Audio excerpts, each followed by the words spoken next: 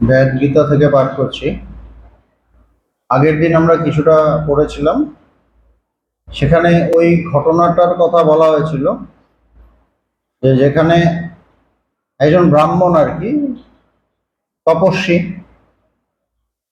এবং তিনি তার বাবা মা, বৃদ্ধ বাবা মাকে ছেড়ে সেই কাজটা না করে তিনি তপস্যা করতেন, এবং তার কিছুটা ক্ষমতা হয়েছিল তপস্যার ফলে। তো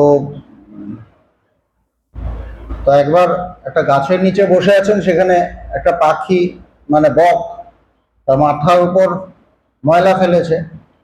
তাতে উনি রেগে গিয়ে তাকিয়েছেন, পাখিটা মরে নিচে পড়ে গেছে। তো এটা যেই হয়েছে, এটা হওয়ার সাথে সাথে তিনি বুঝেছেন যে আমি এটা ঠিক করিনি, এটা আমার দ্বারা ভালো কাজ হলো না, এটা বুঝেছে। এই পর্যন্ত আমরা পাঠ করেছিলাম। সেই ব্রাহ্মণের নাম ছিল কৌশিক। এরপর থেকে পড়ছি। হে ভরতর্ষভ, বহুবার এইরূপ বলিয়া কৌশিক ভিক্ষার জন্য গ্রামে যাইয়া পবিত্র বাড়িগুলি বিচরণ করিতে করিতে সেই বাড়িতে প্রবেশ করিলেন যেখানে তিনি পূর্বেও গিয়াছিলেন। ভিক্ষা করতেন, ভিক্ষা করে তিনি তার খাবার অন্ন জোগাড় করতেন আর কি। সেখানে তো আগে উনি গেছেন, এরকম একটা বাড়িতে তিনি গেলেন। ওই ব্রাহ্মণ ভিক্ষা দিন বলিয়া প্রার্থনা করিলে বাড়ির গৃহিণী বলিলেন, অপেক্ষা করুন, একটু দাঁড়ান, আসছি। হে ভরত, ভরত শ্রেষ্ঠ রাজা। এটা এটা অ্যাকচুয়ালি মহাভারতের গল্প, মহাভারতের একটা পার্ট, বেদ গীতাটা। মহাভারতে এই ঘটনাটার কথা বলা আছে এবং এই তত্ত্বগুলোর কথা।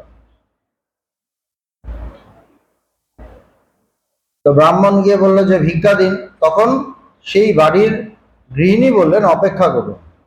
হে ভরত শ্রেষ্ঠ রাজা, যখনই সেই গৃহিণী ভিক্ষাদানের পাত্রটি পরিষ্কার করিতে লাগিলেন, সেই সময় সহসা তাহার স্বামী অত্যন্ত ক্ষুধার্ত হইয়া প্রবেশ করিলেন। যেটাতে ভিক্ষা দেবেন সেটা পরিষ্কার করছেন, করতে করতে দেখছেন যে তার হাজবেন্ড, তার স্বামী ঢুকছেন এবং তিনি খুব ক্ষুধার্ত। এখনই খেতে খেতে মানে হয়তো অনেক কাজ টাজ করে এসেছেন, এখনই তার খাবার চাই। সেই সাধ্বী গৃহিণী পতিকে দেখিয়া ব্রাহ্মণগণকে পরিত্যাগপূর্বক পতিকে পাদ্য আচমনীয় আসন দান করিলেন। তখন কি করেছেন, যে ব্রাহ্মণের জন্য যে খাবারটা বানিয়েছেন এটা ওসব ফেলে রেখে তিনি তার স্বামীকে পা ধোয়ার জল, মুখ ধোয়ার জল, তারপর বসার স্থান সব দিয়েছেন, কেন এখন তার বেশি দরকার। অতঃপর সেই নীলনয়না গৃহিণী নম্রভাবে সুমধুর ভক্ষ ভোজ্য আহার্যের দ্বারা স্বামীকে পরিচর্যা করিলেন। তারপর তিনি কি করলেন, তাকে খাবার টাবার দিলেন, খেতে দিলেন তার স্বামীকে। হে যুধিষ্ঠির, সেই গৃহিণী নিত্যই অনুরাগের সহিত স্বামীর উচ্ছিষ্ট ভোজন করিতেন। স্বামীর চিত্তের অনুসরণ করিতে থাকিয়া তাহাকে দেবতা রূপে চিন্তা করিতেন। তো তিনি খুব সুন্দরভাবে স্বামীর সেবা করতেন, মূল কথা। মানে সেই সময়ে এগুলো ছিল, মানে মানে সেই সময়ের সমাজের এইটা ছিল একটা নিয়ম যে এগুলো করতে হবে, কর্তব্য থাকে না সেরকম।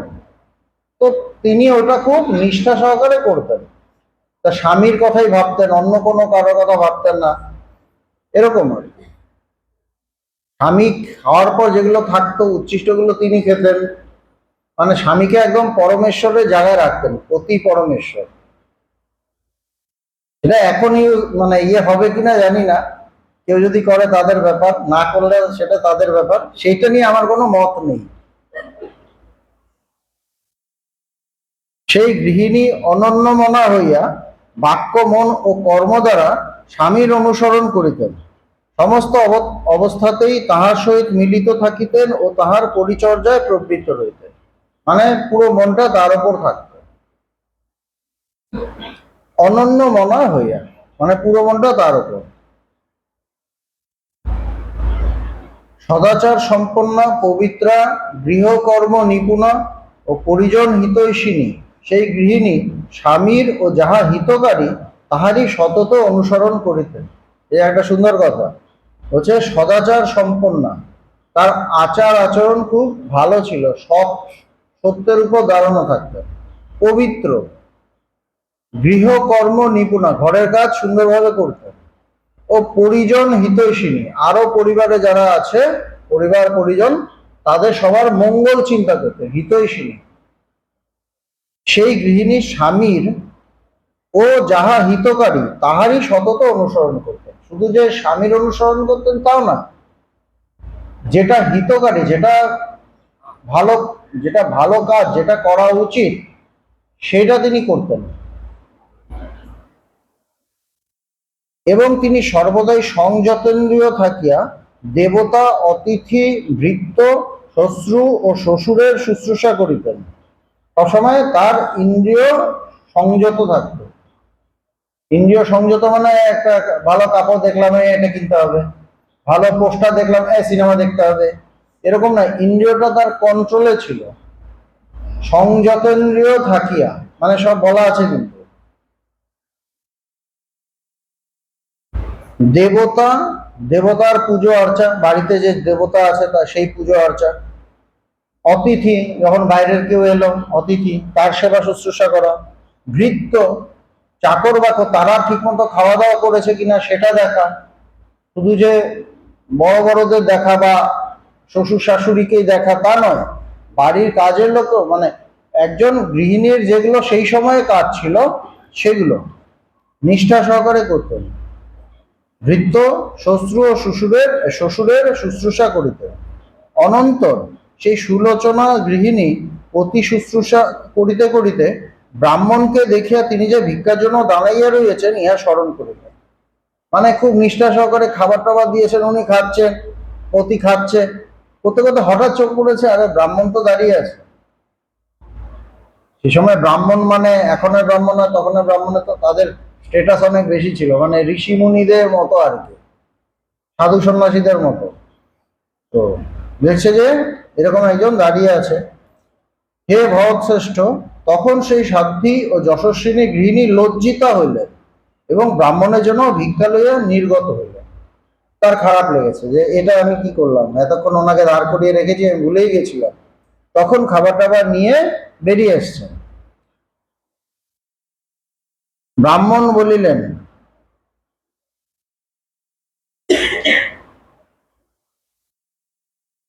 বড় বর্ণিনী, ইহা কিরূপ হইল?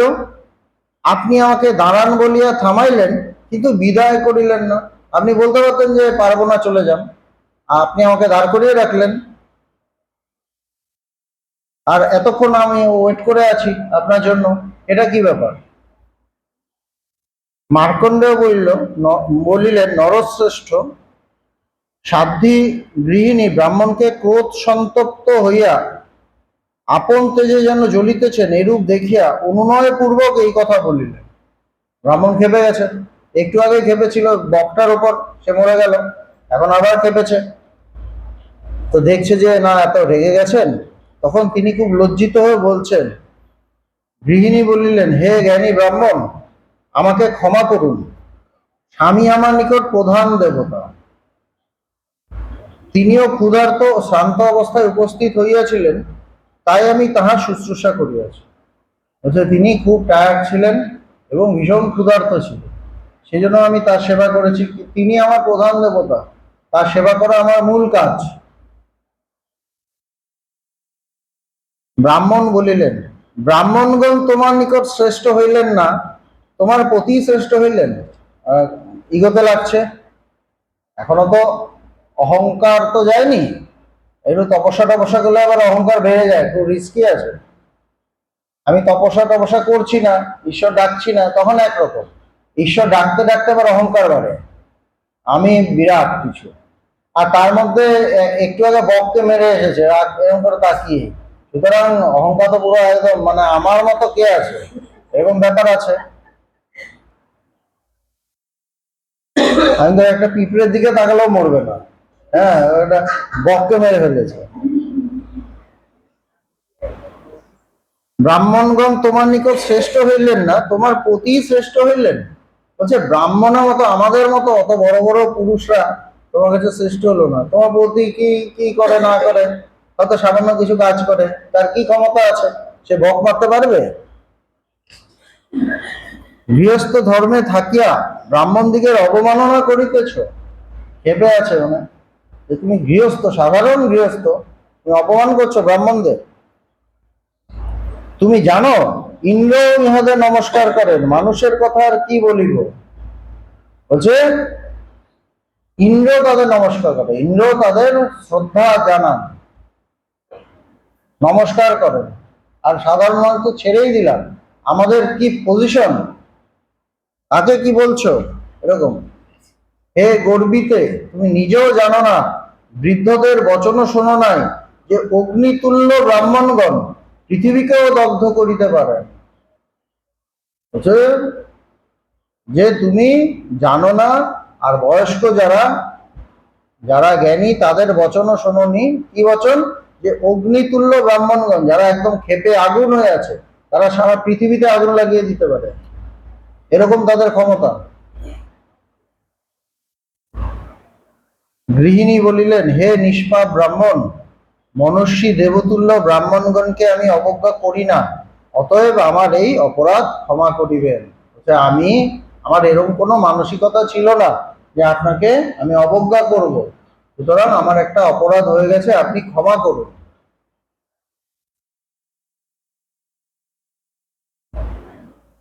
ক্রোধবশত সমুদ্রকে লবণ জলে পূর্ণ ও অপেয় করিয়াছেন।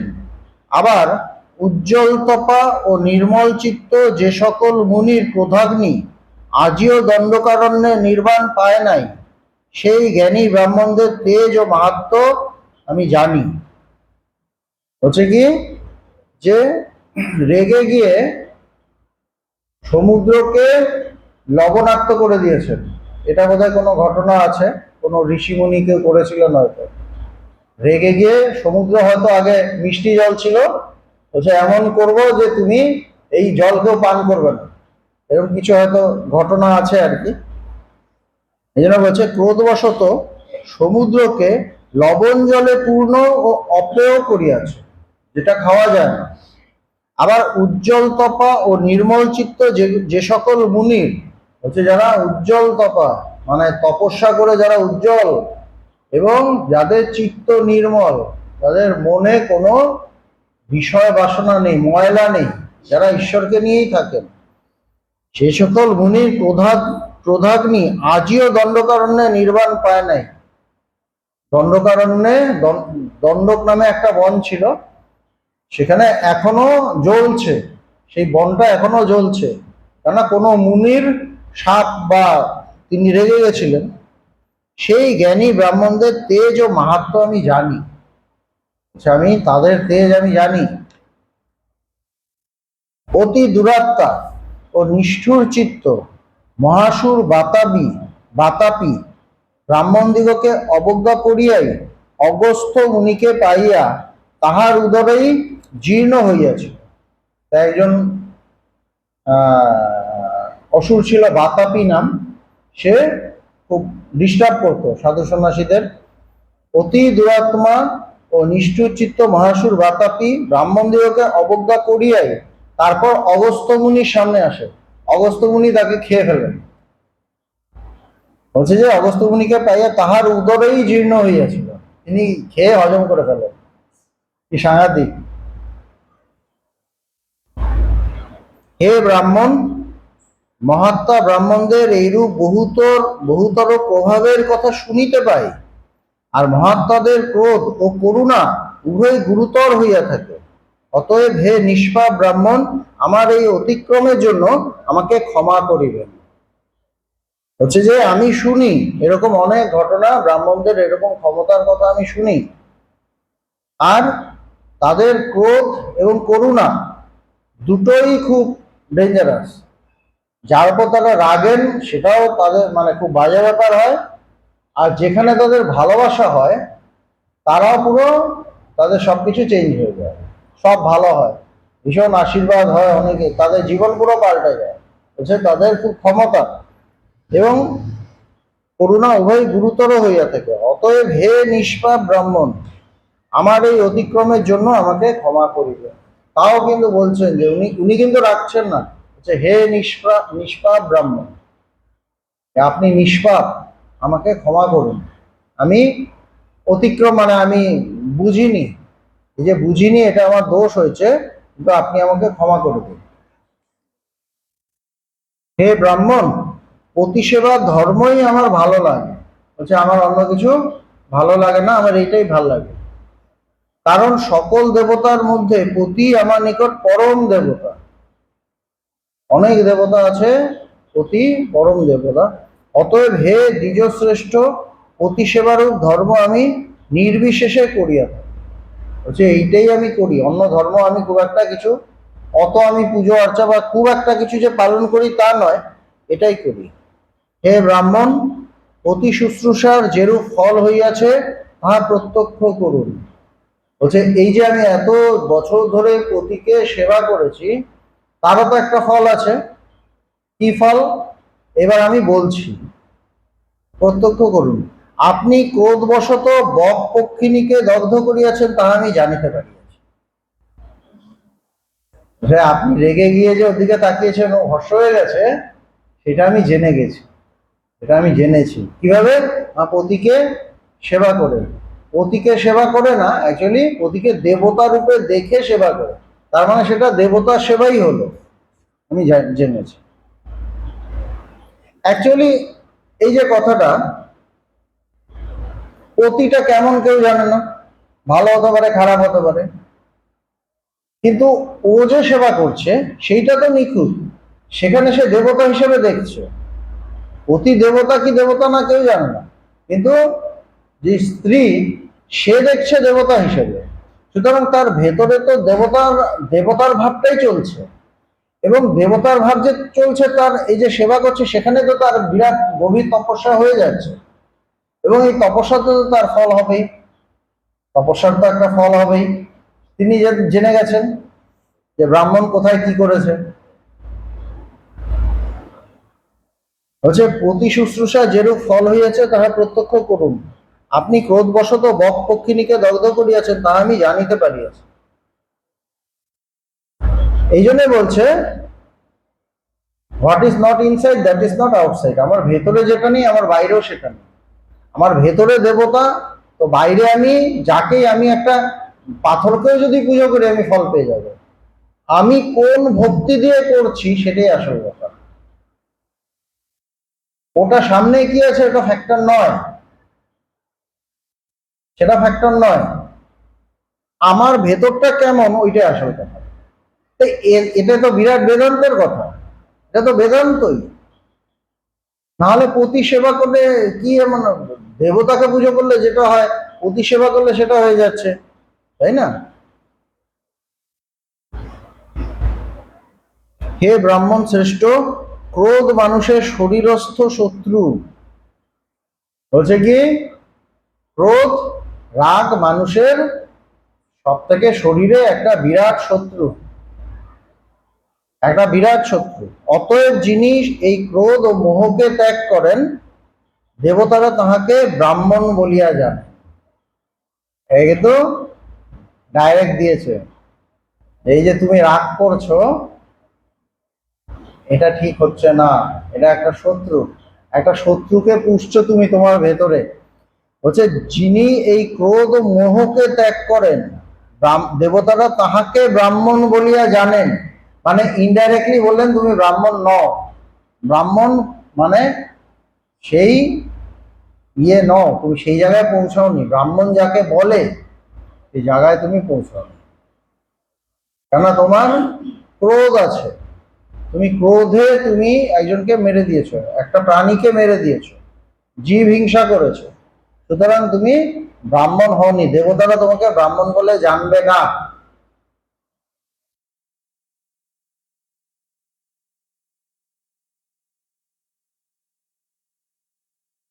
এই জগতে যিনি সত্য বাক্য বলেন, গুরুকে সন্তুষ্ট রাখেন এবং অপরে হিংসা করিলেও হিংসা করেন না, তাহাকে দেবতারা ব্রাহ্মণ বলিয়া জানেন।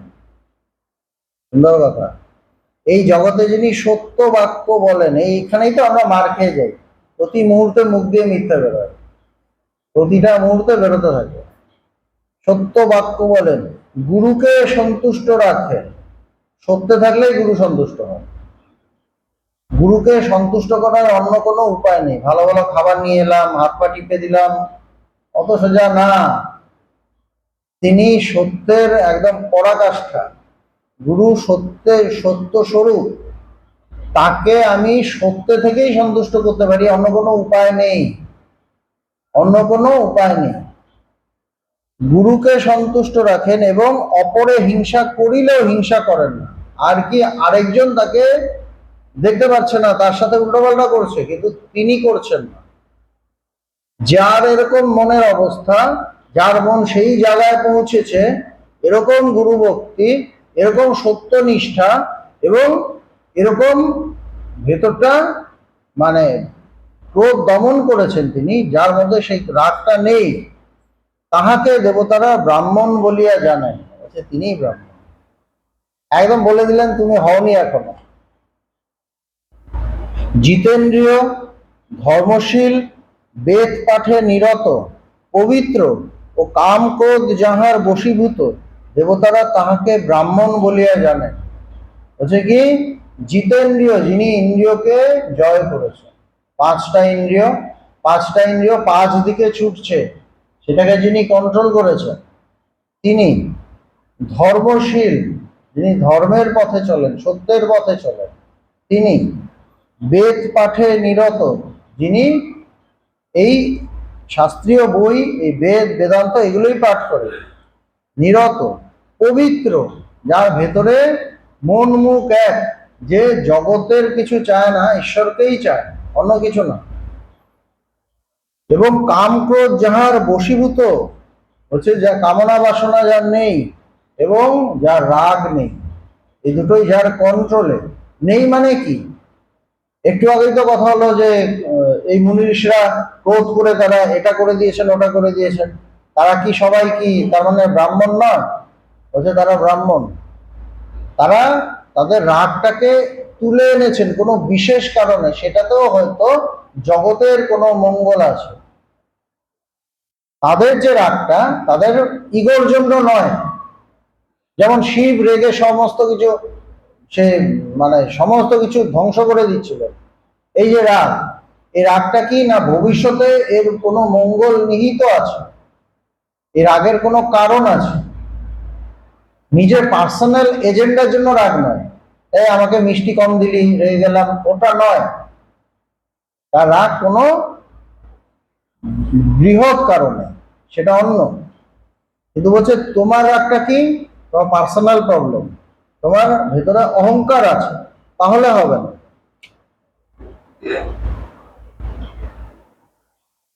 নিয়ত, পবিত্র, কামক্রোধ যাহার বশীভূত, দেবতারা তাহাকে ব্রাহ্মণ বলিয়া জানেন। সেই ব্রাহ্মণ যার কামনা বাসনা নেই। সর্বধর্ম সেবী ও মনস্বী, যে ধার্মিকের নিকট অপরেও আত্মবোধ বিবেচিত হয়, দেবতারা তাহাকে ব্রাহ্মণ বলিয়া জানেন। সুন্দর কথা। হচ্ছে সর্বধর্ম সেবী, সমস্ত ধর্মকেই যিনি সেবা করেন। অনেক রকম ধর্ম আছে তো। আমি সমাজে নানা অবস্থার মধ্যে থাকি, নানা পজিশনে থাকি। প্রতিটা পজিশনে আমি কারোর ছেলে, আমি কারোর বাবা, আমি কারোর ভাই, আমি কারোর এটা ওটা, পাড়া প্রতিবেশী। প্রতিটা জায়গায় আমার কিছু ধর্ম আছে, আমার কিছু কর্তব্য আছে। সমস্ত কিছু যে নিষ্ঠা সহকারে করে। সর্বধর্ম সেবী ও মনস্বী, যে ধার্মিকের নিকট, হচ্ছে যে এরকম যে ধার্মিক, তার নিকট অপরেও আত্মবোধ বিবেচিত হয়। সবাইকে আমি বলেই জানে, সবার ভেদাভেদ করে না, সবার মধ্যে সে নিজেকে দেখে, আমি আত্মবোধ বিবেচিত হয়। এইভাবে যে ভাবতে পারে, বিবেচনা করে, তাহাকে দেবতারা ব্রাহ্মণ বলিয়া জানে। যিনি বেদ অধ্যয়ন ও অধ্যাপনা করেন, যজন ও যাজন করেন এবং যথাশক্তি দান করেন, তাহাকে দেবতারা ব্রাহ্মণ বলিয়া জানেন। যে বেদ অধ্যয়ন ও অধ্যাপনা করেন, বেদ পাঠ করেন এবং মানুষকে বেদের কথা শোনান, মানে এই বেদ বেদান্ত ঈশ্বরীয় কথা শোনান, যজন ও যাজন করেন এবং যথাশক্তি দান করেন, তিনি যজ্ঞটজ্ঞ ইত্যাদি যা আছে সেগুলো করেন এবং যার যেগুলো দরকার তিনি দানও করেন,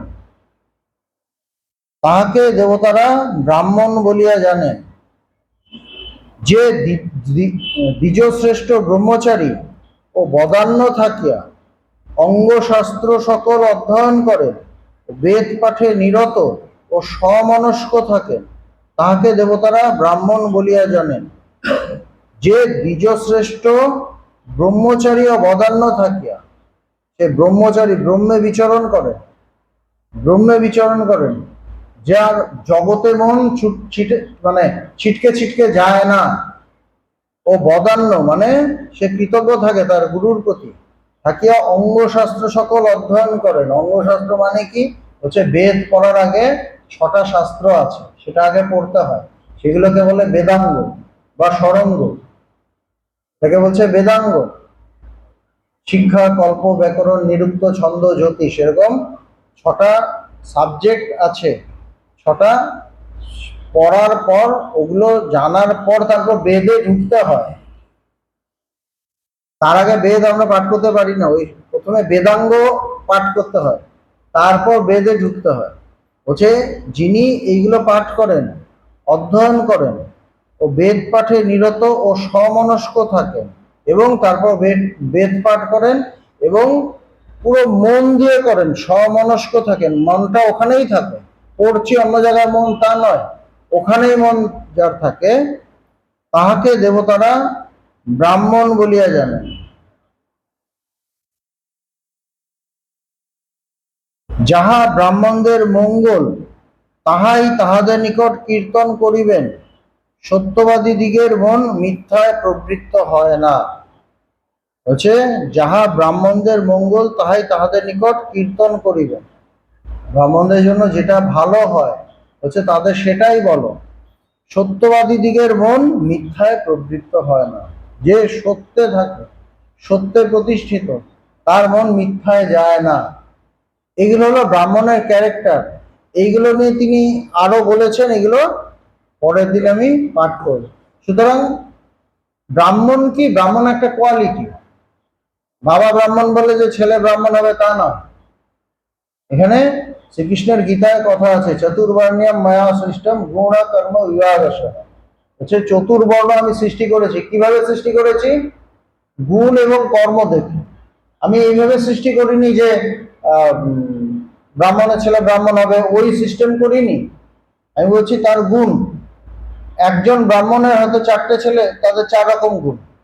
একজন হয়তো দেখা যায় এটা নিয়ে পড়ে, সত্যে থাকে, এই পড়াশোনার মধ্যে থাকে, ধ্যান ধারণা, যাগযজ্ঞ এগুলোই করে, পুজো আর্চা করে, অন্যদিকে তার মন নেই, সে কিন্তু ব্রাহ্মণ। আরেকজনকে দেখা গেল সে পাড়ায় তার কি দরকার সেখানে ছুটে যাচ্ছে, ডাকাত পড়লো সে গিয়ে আটকাচ্ছে, সে ক্ষত্রিয়। ব্রাহ্মণের ছেলে হলো তার নেচারটা, তার প্রকৃতি হলো ক্ষত্রিয়। একজন বিজনেস করছে, ব্যবসা করছে, সে হলো বৈশ্য, ব্রাহ্মণের ছেলে কিন্তু বৈশ্য। আর আরেকজন এত কিছু পারে না, একটু বোকা টোকা টাইপের, অত কিছু পারে না, সে সবার সেবা করে, তার কি লাগবে তার জন্য যাচ্ছে, সেবা করছে, সে হলো শূদ্র। এই সবগুলোই দরকার আছে, সমাজে সবই আছে, সবাই মহান, কেউ ছোট নয়, সবাই মহান, কিন্তু এক একজন এক এক ধরনের কাজ করছে। শ্রীকৃষ্ণ বলছেন কি, যে সেইভাবে আমি এই বর্ণ মানে ইয়েটা তৈরি করেছি, চতুর্বর্ণটা আমি তৈরি করেছি, ব্রাহ্মণ, ক্ষত্রিয়, বৈশ্য, শূদ্র। কিন্তু ব্রাহ্মণের ছেলে ব্রাহ্মণ হবে এটা কিন্তু হেরিডিটি নয়, ওইভাবে করিনি। তো সেইটা আমাদের খেয়াল রাখতে হবে, এই কোয়ালিটি গুলো যেন, এই যে যখন আমরা পাঠ করব, এই যে কোয়ালিটি গুলো, সেগুলো যেন আমি নিজের ভেতরে আনার চেষ্টা করি, আমি প্র্যাকটিস করি। এই যে বলছে সমনস্ক, বেদ পাঠে সমনস্ক, তার মানে কি মন দিয়ে পাঠ করতে হবে।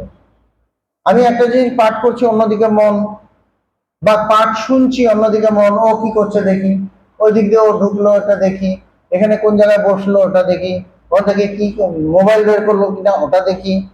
এই যে সমনস্ক হচ্ছে না, সমনস্ক না হলে কি হবে, আমার কোনো লাভ হবে না, আমার কোনো লাভ হবে না।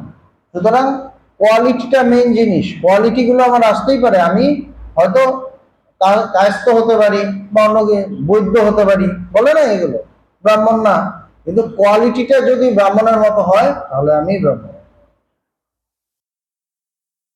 রবীন্দ্রনাথের কবিতাটা আছে না, যে সত্যকামকে বলছে তুমি সত্য কুলজাত, সেই জন্য তুমি ব্রাহ্মণ, কেননা তুমি সত্য বলেছ যে আমার মা একটা এমন একটা প্রফেশনে ছিল, সেই জন্য আমার বাবাকে আমি জানি না, বলতে পারবো না। তখন যার কাছে গেছিলেন সেই ঋষি খুশি হয়ে গেছে, অন্য তার যে শিষ্যরা ছিল এ বলছে মা কার ছেলে এটা ফালতু, ওকে কেন ঢোকালো গুরুদেব, কিন্তু বললেন যে না, তার মানে তুমি ব্রাহ্মণ, কেননা তুমি সত্য কুলজাত। তো যার ভেতরে সত্য আছে সে ব্রাহ্মণ, যার ভেতরে সত্য নেই, যার ভেতরে প্রচন্ড কর্ম, সে হলো ক্ষত্রিয়, সে ক্ষত্রিয় বা বৈশ্য বা শূদ্র। যে সত্যে থাকে, সত্যের ধারায়, যার সাবজেক্ট হলো ঈশ্বর, জ্ঞান, ব্রহ্ম, সে হলো ব্রাহ্মণ।